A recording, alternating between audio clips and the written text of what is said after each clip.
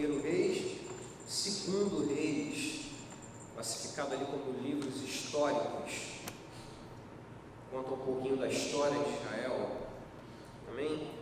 Da história dos reis que reinaram sobre Israel. Segundo Reis, capítulo 6, apenas o versículo 1. Quem achou diz amém? Amém. Diz assim, queridos, a santa palavra do Senhor. E disseram os filhos dos profetas a Eliseu: este o lugar em que habitamos diante da tua face nos é estreito. Senhor, fala conosco nessa tarde, Pai, que eu diminua, que tu cresças, que possamos estar com os nossos sentidos espirituais ligados no máximo, Senhor, para que possamos ouvir e discernir a tua voz para a gente nessa tarde. É o que te pedimos e te agradecemos, em nome de Jesus. Amém e amém. Glória a Deus. Deus é bom, né?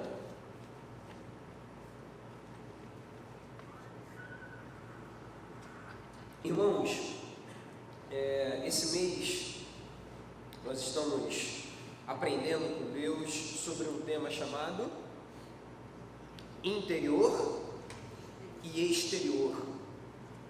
Hoje já é o terceiro domingo do mês, né? O ano começou ontem e já está quase acabando, né? Está quase acabando, janeiro já está quase acabando. Hoje é dia 19 de um ano que começou ontem, né? Então estamos no terceiro domingo já do mês, né, sendo ministrados por esse tema. Essa já é a quinta ministração desse tema. Tivemos a primeira ministração no primeiro sábado pela manhã, os irmãos que vieram pegar a primeira ministração. A segunda ministração foi no primeiro domingo do mês. Semana passada, segundo mês, foi a terceira ministração. Hoje de manhã foi a quarta ministração, né, na nossa consagração. E agora à noite nós estamos na nossa quinta ministração em cima desse tema interior e exterior. Estamos abrindo o nosso coração para que Deus trate e trabalhe áreas que precisam ser mudadas dentro de nós, né? A nossa aparência, ela demonstra uma coisa, mas na verdade nem sempre é assim que está lá dentro do nosso interior, né? Deus, quando Ele criou o homem, a Bíblia nos diz no livro de Gênesis capítulo 1, verso 26, no sexto dia, amém? No sexto dia, Deus cria o homem, que é a coroa da criação, né? Deus, ele tem uma conversa ali com a Trindade, ele fala, Gênesis 1, 26, ele diz assim: façamos o homem conforme a nossa imagem exterior, ok? Imagem, aparência, ok? E conforme a nossa semelhança interior, essência. Entende isso? Façamos o homem conforme a nossa imagem exterior e conforme a nossa semelhança interior, ok? Então, no nosso interior, né, existe uma parte da natureza divina, né? Parte essa que nos conecta com Deus, parte essa que nos faz ter sede de Deus, que é o seu próprio Espírito, ok? Nós temos um Espírito que não é nosso, ok? A Bíblia nos diz em Eclesiastes 4, será que é isso? Vamos lá, não era o meu programado, mas vamos embora, né? Para a gente fechar o raciocínio aqui, é sempre bom a gente fechar o raciocínio com palavra, com Bíblia. Eclesiastes,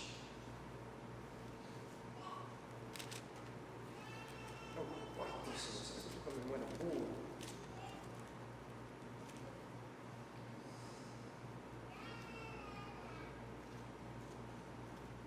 Acho que não, 4. 12. Isso, 12. Eclesiastes.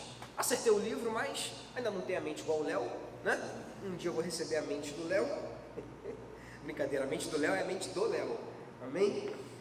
Eclesiastes capítulo 12. Eclesiastes capítulo 12, verso 7. Eclesiastes 12, 7. O texto diz assim: e o pó volte à terra como o era, e o espírito volte a Deus que o deu. Beleza? Então, quando a gente morre, nosso corpo volta para a terra, volta para o pó, porque viemos do pó, mas o espírito volta para Deus que o deu, ok? Então, o interesse de Jesus, de Deus, é de salvar a nossa alma, onde tem os nossos desejos, as nossas vontades, né? Porque o espírito é dele, ele só praticamente emprestou para a gente, para que a gente tenha vida, né? E aí o Espírito Santo, que é o Espírito de Deus, ele reside no nosso espírito, que não é nosso, é de Deus, mas é uma partícula de Deus que ele compartilhou com a gente. Deu para entender, gente? Me fiz ser claro?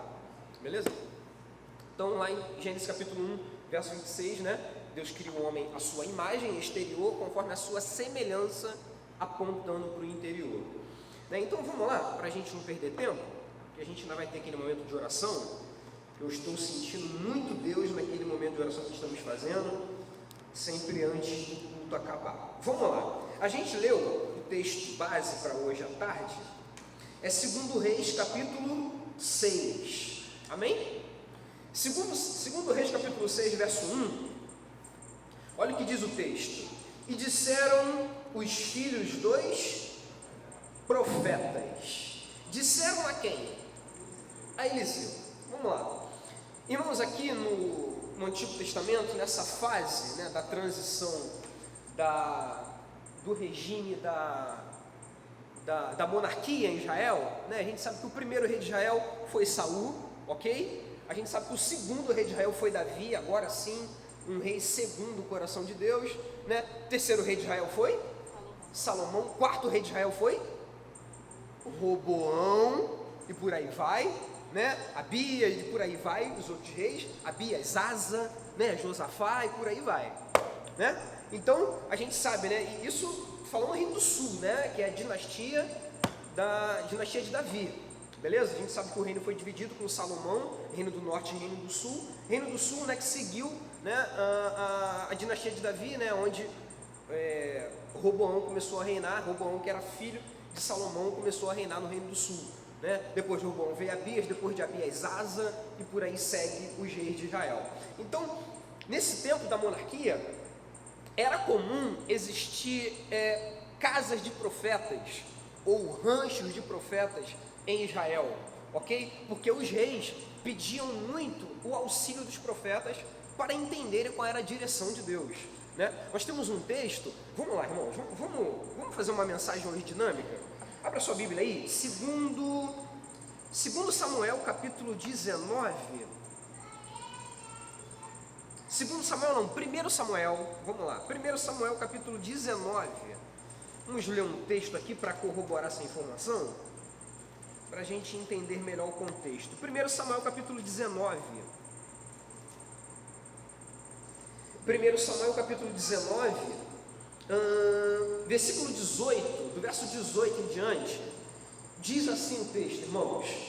1 Samuel capítulo 19, do verso 18 em diante, diz assim: Assim Davi fugiu e escapou, e veio a Samuel, a Ramá, e lhe participou tudo quanto Saul lhe fizera, e foram ele e Samuel, e ficaram em Naiote, ok? E o anunciaram a Saul, dizendo: Eis que Davi está em Naiote, em Ramá. Então enviou Saul mensageiros para trazerem a Davi, os quais viram o quê? Uma congregação de profetas. Tem versões que dizem um rancho de profetas, ok? Então era comum em Israel existirem os ranchos, as congregações dos profetas, beleza? Então Davi, nesse texto que a gente leu, ele fugindo de Saul, amém ou não amém? Né? A gente sabe que Davi, depois que ele mata Golias, né, as mulheres, né, dão à luz a uma canção, que através dessa canção Saul ficou endemoniado, né? Na verdade, Saul já era endemoniado, depois da canção, então ele ficou mais endemoniado ainda, né? Qual era a canção? Saul matou os seus milhares, porém Davi matou seus 10 milhares. Saul, ouvindo isso, ficou endemoniado. E ele começou a perseguir Davi para matar Davi, ok? Então Davi, fugindo de Saul, Davi vai ao encontro de Samuel. Samuel residia em Ramá. Em Ramá existia em Naiote, ok? Que era uma cidade de Ramá, né? um município de Ramá, um município chamado Naiote, e lá em Naiote existia uma congregação de profetas. Amém ou não amém, gente? Então era comum, lá no Antigo Testamento, nessa época da monarquia, existirem algumas congregações de profetas. Então vamos voltar lá para 2 Reis, capítulo 6, verso 1. Então o texto que a gente leu foi: e disseram os filhos dos profetas a quem? A Eliseu. Amém? Então, 1 Reis capítulo 17, a gente vê pela primeira vez um homem chamado Elias. Elias aparece em 1 Reis 17.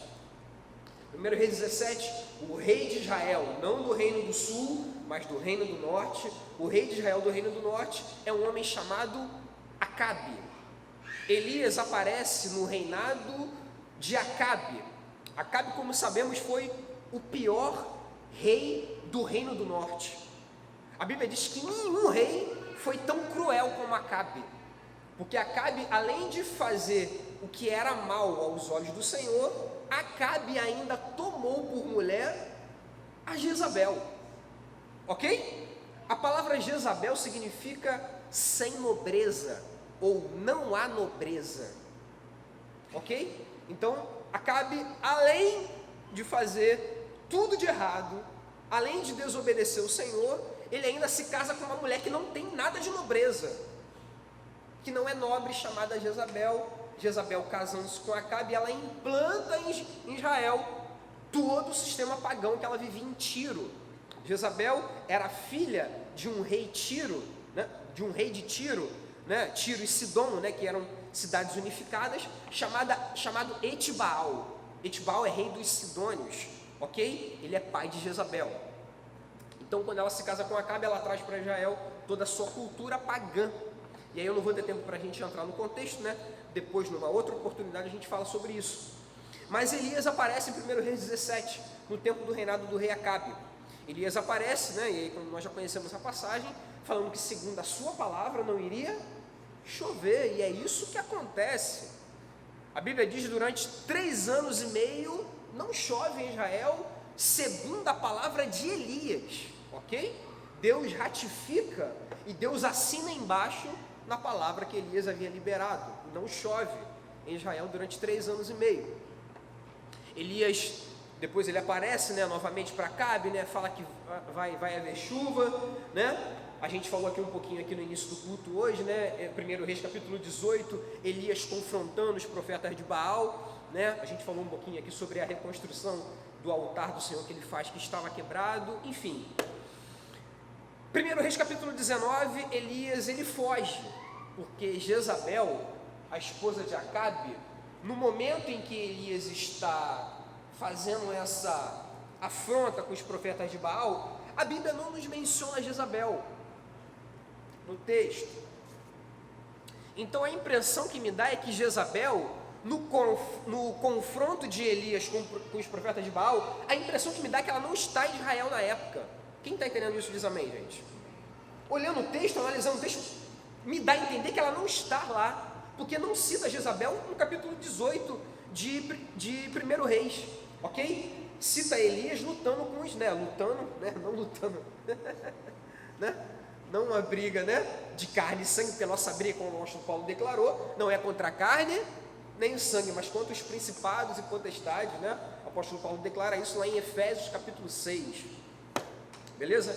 Então, Elias, né, ao ter esse embate com os profetas de Baal, né, Jezabel não está no contexto, né? Então ela não está em Israel no momento.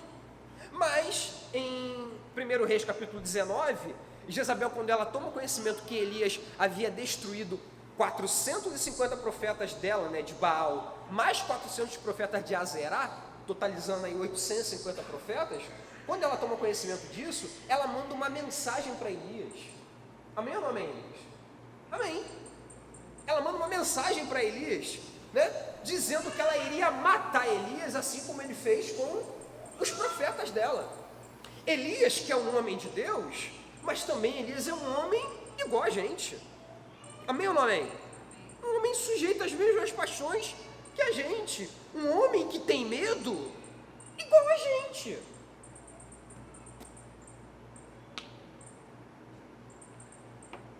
Tem medo igual a gente. Ouvindo uma mensagem de Jezabel, Elias corre e foge com medo. Já conhecemos a passagem, ele vai e se esconde numa caverna. Amém ou não amém, gente? Na verdade ele caminha um tempo, Deus alimenta ele, Deus manda corvos para o alimentar. Depois ele caminha até Horebe, lá em Horebe ele entra numa caverna. Tem muito contexto ali, eu estou tentando resumir o texto, né? Eu estou correndo, que a hora passa muito rápido aqui, então eu estou tentando correr para a gente entender aqui um contexto, para a gente entrar na mensagem, né? Então Elias corre, foge, entra na caverna. Deus vai lá conversando com ele. Elias, o que você está fazendo aí? Né? Elias, não, eu tenho sido muito zeloso, só ficou eu. Não tinha ficado só ele, né? Às vezes a gente entra numa depressão achando que o nosso problema é o maior de todos, e não é.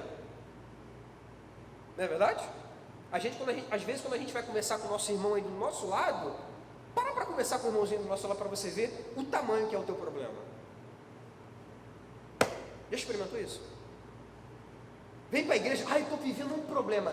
Senta com alguém, conversa com o irmãozinho do teu lado para você ver o problema que ele está vivendo. Depois você mensura. Depois você faz essa mensuração para você ver se o teu problema é problema ou se o dele é problema. Quem já viveu essa experiência, gente? Às vezes a gente chega na igreja, não, estou na depressão. Você começa a conversar com alguém, com o irmão está vivendo um problema pior do que o teu e está sorrindo mais do que você, né? Então Elias entra numa caverna. Não, eu fiquei só. Deus, cara, não ficou só não, eu ainda guardei mais 7.000. Você não está sozinho não, tem mais 7.000 lá, que estão vivendo as mesmas coisas que você, e continuam fiel a Israel. Tem mais 7.000, Elias, né? Ele ainda fica meio relutante com Deus, aí Deus vai dar um ultimato para ele, né? Deus vai falar, Elias, legal, né? Sai daí, volta pelo teu caminho, volta, unja Azael, rei sobre a Síria, unja Jeú, rei de Israel, e unge, sabe quem? Eliseu. Unja Azael, rei sobre a Síria, unja Jeú, rei de Israel, e unge Eliseu, profeta, em teu lugar. Aí começa a mexer, né? Porque um ministério que estava só crescendo, agora começa a cair, porque Deus já estava preparando um sucessor para Elias. Beleza? E aí chegamos em Eliseu. 1 Reis também 19, lá no contexto, quando Deus fala para ele sair, voltar pelo caminho, mais à frente, Elias encontra Eliseu. Eliseu está fazendo o quê? Trabalhando. Amém? Isso é muito importante. Daqui a pouquinho a gente vai falar sobre Eliseu. Na verdade, esse ano a gente vai falar bastante sobre Eliseu. O tema do romper desse ano vai nos apontar bastante para Eliseu. Amém? Que foi o cara que recebeu o bastão de Elias. Amém ou não amém, igreja? Quem lembra do tema do romper desse ano? Revezamento ministerial. Beleza?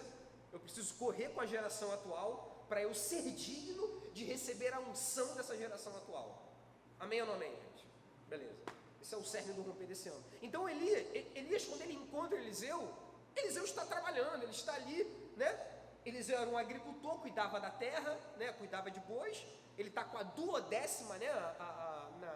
Ali na manada, cuidando, né? A Bíblia diz que Elias vai e lança sua capa sobre Eliseu. Eliseu entende aquilo, ok? Porque a capa naquela época era um sinal de autoridade. Elias lança sua capa sobre Eliseu, Eliseu entende. Eliseu vai lá, faz o último sacrifício, se despede dos seus pais e volta, né, para servir Eliseu, para servir a Elias. E a partir de então ali, Elias começa a discipular Eliseu. A gente termina o livro de 1 Reis, a gente chega em 2 Reis. 2 Reis capítulo 2, a gente vê Elias passando o bastão para Eliseu, ok? Eliseu vira para Elias, na verdade Elias vira para Eliseu e fala, pede-me o que queres, antes que eu seja tomado de ti. Eliseu vira para ele, né, 2 Reis, capítulo 2, verso 9, Eliseu vira para ele falar algo lindo. Eliseu fala assim: eu quero que haja sobre a minha vida porção dobrada da unção que há na tua vida. Ele pede isso de Elias. Elias vira para ele e fala para ele: cara, você não me pediu coisa fácil não, coisa dura me pediste, mas eu vou te dar. Você não me pediu coisa fácil não, você me pediu coisa dura. Você quer a porção, você quer 2 vezes a unção que é sobre a minha vida? Eliseu, é isso aí que eu quero. Você me pediu coisa dura, mas eu vou te dar se você estiver do meu lado. Se você estiver caminhando comigo, eu vou te dar. Se você acompanhar o meu ritmo, eu vou te dar.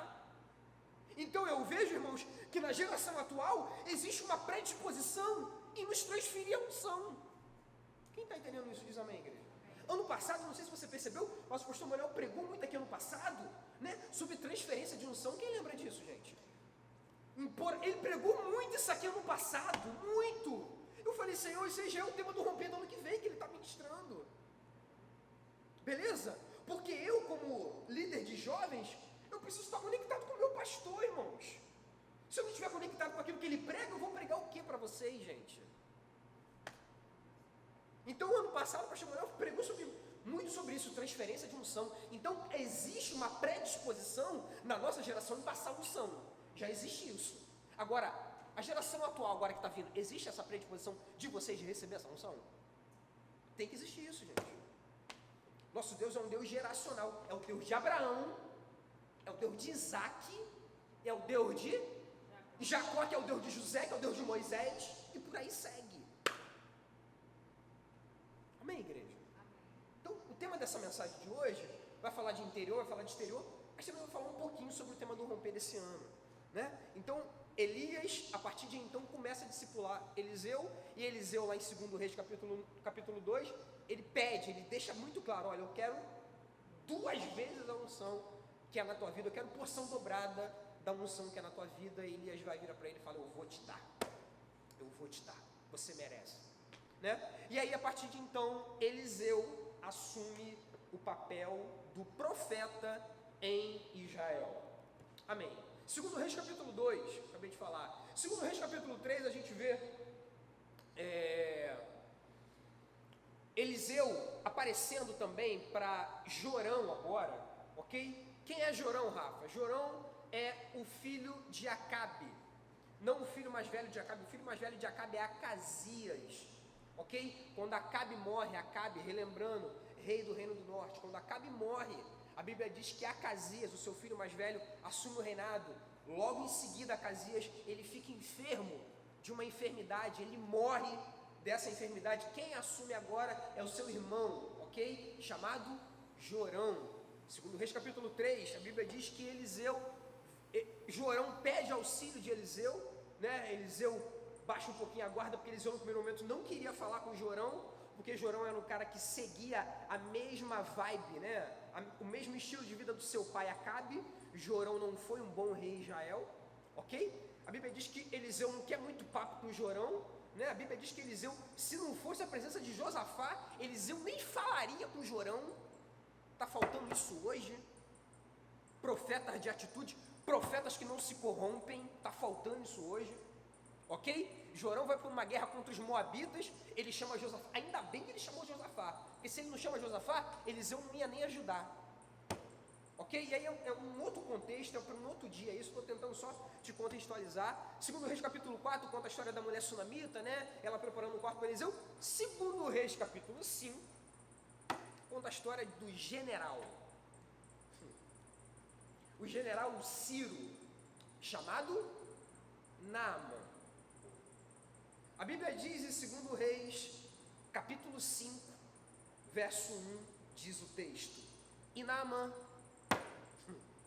chefe do exército do rei da Síria, era um homem de muito prestígio, ok? Porque por ele, o Senhor dera livramento aos sírios. Era um homem valoroso, porém, entretanto, leproso. Naamã tinha a capa de general. Amém ou não amém? Naamã tinha uma armadura de general. Ele tinha um peitoral, ele tinha todo o protocolo que o general merece. Naamã era general, mas em casa,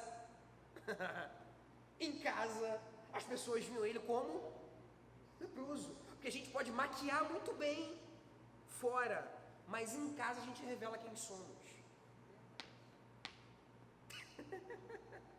Naamã tinha um exterior de general. Amém ou não amém, igreja? Quem está comigo, deixa o teu irmão dormir não, cutuca o teu irmão e fala para ele, não dorme hoje não, irmão.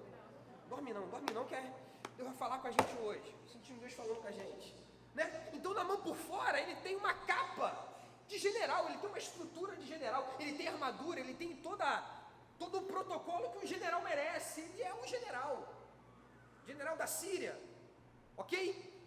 Só que por dentro, em casa, a mulher dele via a lepra dele.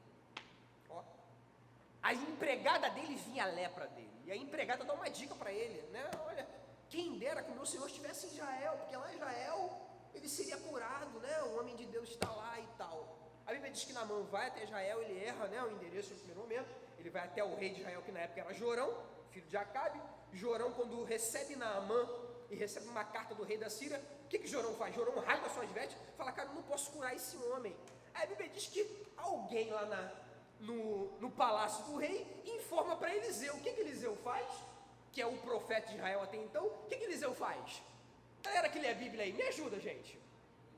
Eliseu fala assim, manda ouvir a mim. Manda ouvir a mim, que vão saber que tem profeta aqui. Glória a Deus. Jorão, perdoa, ele foi no lugar errado. Manda ele vir na minha casa, que vão saber que tem profeta aqui em Israel. Tem profeta em Israel. Naamã vai até a casa de Eliseu, lá na casa de Eliseu, já conhecemos a história, né? Eliseu não vai atender Naamã, não vai. Irmãos, não é a pista que pousa no avião não, tá, irmão? É o avião que pousa na pista. Amém ou não amém, gente? Amém. Eliseu é a voz de Deus. Naamã é um cara soberbo ainda, né? Ele chega na casa de Eliseu, Eliseu olha e vai lá, fala para ele, dá 7 mergulhos lá no Rio Jordão. Naamã fica um pouco, né, endemoniado. Naamã fica um pouco furioso. Pô, esse cara não vem nem me receber, me manda ir lá no Rio Jordão, dá 7 mergulhos. No Rio Jordão, não, lá na Síria, tem um rio chamado Abana e tem um outro rio chamado Farpar. Abana e Farpar, rios de Damasco, são águas melhores do que Jordão. Não quero me lavar lá em Damasco. Aí os caras que estão com Naamã, os seus subalternos, falam, Senhor, a gente veio de longe, se ele não falasse para você fazer outra coisa, a gente está aqui, mergulha aí, meu Senhor. Os caras ainda desenrolam com Naamã meio ainda contrariado, porque por fora ele é general, irmão. Quem está entendendo o texto, gente? Por fora ele é general, por fora ele que manda. Só que tem hora que o general tem que... Tem hora que o general vai ter que se quebrantar. Vira para o teu lado e fala para ele, se quebranta um pouquinho, velho. Eu sei que você é general, eu sei que você tem uma patente na igreja, mas se quebranta um pouquinho, né, irmão? Humilhação não faz mal a ninguém, né? A Bíblia diz que Deus resiste a quem? Aos soberbos. Dá, porém, entretanto, graça aos humildes. A mãe é um pouco ali, não, eu não quero ir, os caras vão, conversam com ele, ele vai lá, se prostra e dá um mergulho. E aí, vamos lá, irmãos, para a gente finalizar, nossa, o tempo passa muito rápido. Vamos lá, 2 Reis capítulo 5, verso 20, diz assim o texto, então Geazi, moço de Eliseu, homem de Deus, disse, eis que meu senhor impediu este Ciro Naamã, que da sua mão se desse alguma coisa do que trazia, porém, tão certo como vive o Senhor, que hei de correr atrás dele e tomar dele alguma o quê? Olha para cá. A gente viu a transição do bastão em Israel. Amém ou não amém, gente? A gente viu o bastão que era o profeta. Quem era o profeta de Israel? Elias. Elias é o cara em Israel. A gente vê esse bastão passando de Elias para Eliseu, para ser digno de receber o bastão, beleza? Amém ou não amém? Quem veio no primeiro jejum aqui? No primeiro jejum a gente falou que o machado é de quem? O machado é do Thor. Amém ou não amém? Quem veio no primeiro jejum? Quem tá ligado? Quem tá ligado aqui, gente?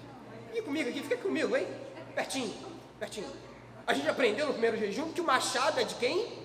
É do Thor. O machado é do Thor. Martelo. Beleza, martelo, machado. Mas danifica, né? Os dois danificam, né? Faz um estrago. Então, o martelo é do Thor. Ok? Mas ele deixa você usar se você for digno. Amém ou não amém? Vingadores Ultimato. Gente? A gente vê o Capitão América usando o martelo que é do Thor. O martelo não é dele, o martelo é do Thor. Mas o Thor deixa você usar se você for digno. É a tônica do romper desse ano. O revezamento ministerial, o bastão, vai ser passado para você se você for digno de receber esse bastão. Ok? Elias dá o bastão para Eliseu. Agora a gente vê o servo de Eliseu chamado Geazi. Geazi, ao ler o texto aqui que lemos, só um versículo apenas, a gente vê que quando Naamã volta dos 7 mergulhos, quem está ligado diz amém, gente? Amém. Quem está ligado aqui diz amém, amém. Naamã volta dos 7 mergulhos, curado ou leproso? Curado. Me ajuda, igreja? Curado! Curado. Está perdoada, moça. Vou nem citar o teu nome, está perdoada, irmão. Perdoada. Vamos ler mais a Bíblia, né? Sem problema, vaso. Fique em paz. Perdoados se são os teus pecados. Vai. Não...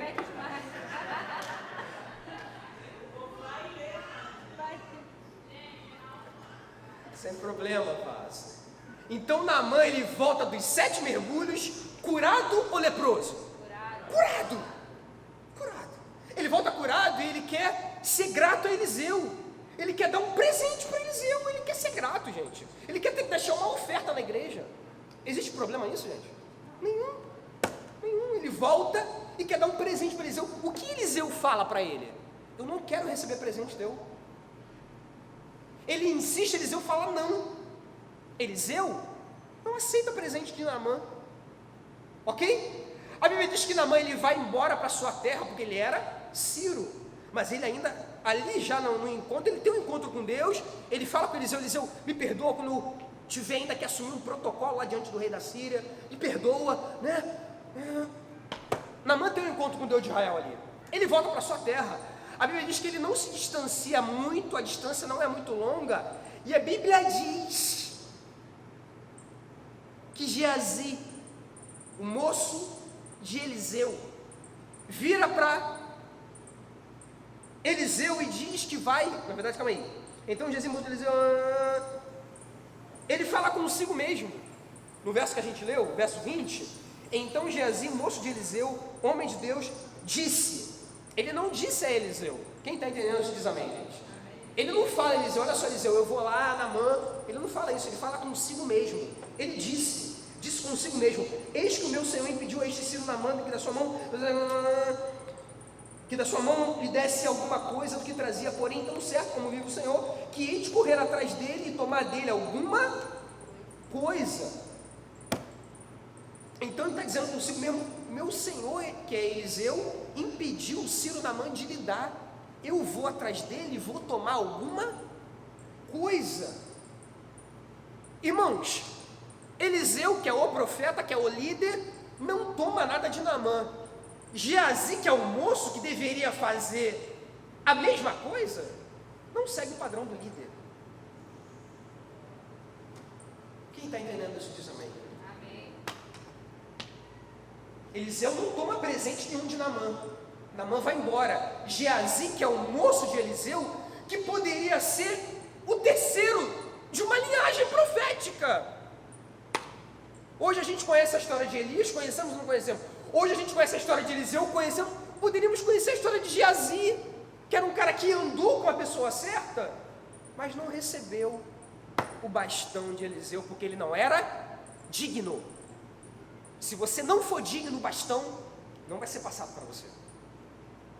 Ele vai até Naamã, ele busca um presente de Naamã, já sabemos o contexto, né? A Bíblia diz, irmãos, que Eliseu pergunta a ele, vem cá, você foi aonde, Geazi? Logo a gente entende que ele não falou com Eliseu aqui no versículo 20, beleza? Eliseu fala para ele, vem cá, você foi aonde? Eliseu já sabia de tudo, Deus já tinha revelado para Eliseu. Aí Geazi, eu não fui a nenhum lugar. Aí Eliseu fala para ele, vem cá, porventura não foi contigo o meu coração? Porventura não foi contigo o meu coração? Quando aquele homem voltou do seu carro, e lhe deu talentos, e ouro, e prata, e isso, e aquilo. Geazi ficou de olho naquilo que Naamã poderia oferecer. E a Bíblia diz, a gente leu o texto base de hoje, 2 Reis, capítulo 6, versículo... Vamos ler o versículo anterior? Vamos lá. 2 Reis, capítulo 5, verso 27.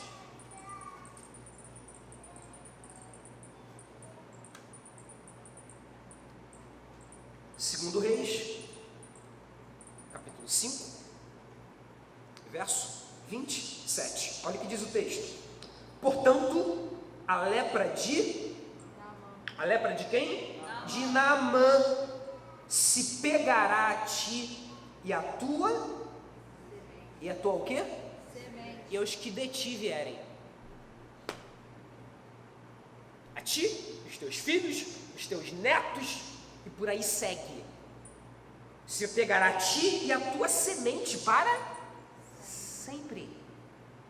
Então saiu de diante dele leproso, branco como a neve.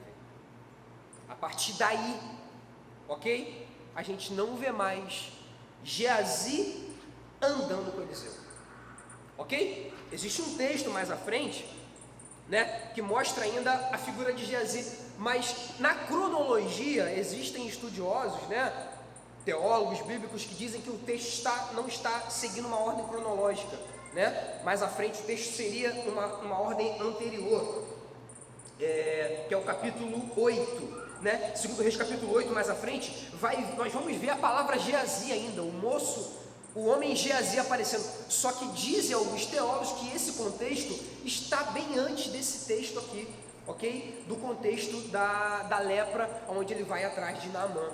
Então, irmãos, quando a gente vê Geazi leproso, a gente vê Geazi saindo de cena, ok? A gente não vê mais Geazi como um moço de Eliseu. Agora, a gente vê vários profetas ali perto de Eliseu. Tanto que lá em 2 Reis capítulo 9, quando Eliseu vai ungir Jeú, a Bíblia diz que Eliseu não unge Jeú diretamente, mas ele terceiriza, ele manda um dos filhos dos profetas, ok? Então ele não tem mais ali um moço só do lado dele, agora ele tem vários moços, né? Vários profetas trabalhando ali, servindo a Eliseu. E aí o texto que a gente leu, para a gente terminar, é 2 Reis capítulo 6, verso 1, vai dizer, e disseram os filhos dos profetas a Eliseu, eis que o lugar em que habitamos diante da tua face nos é o quê? Estreito. Vamos fechar a Bíblia? O que significa a palavra estreita? Apertado. O que significa a palavra estreita? Vamos ver outros adjetivos. Pequeno espaço. Pequeno espaço, comprimido. Pode ser um outro adjetivo, ok? Os filhos dos profetas, já falei bastante para vocês sobre o contexto da época, das congregações de profeta. A Bíblia diz que agora, 2 Reis 6, verso 1, os filhos dos profetas falam para Eliseu, Eliseu, no lugar em que a gente habita, diante da tua face, você é o líder, aqui agora o lugar está apertado. Se o lugar está apertado, é porque o lugar anteriormente cabia a todo mundo. Quem está entendendo isso diz amém. Amém. O lugar é estreito, quer dizer, ficou estreito Antes dava todo mundo, agora não, agora o lugar ficou apertado. O que eu vejo nesse texto é um crescimento espiritual depois da saída de Geazi. Pensa nisso. Então quer dizer, quando Geazi sai, os outros crescem.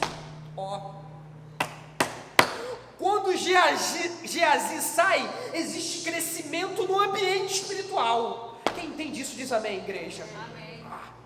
Vamos identificar hoje onde está o Geazi dentro de nós? Vamos identificar? Deus, onde está o interesseiro dentro de nós?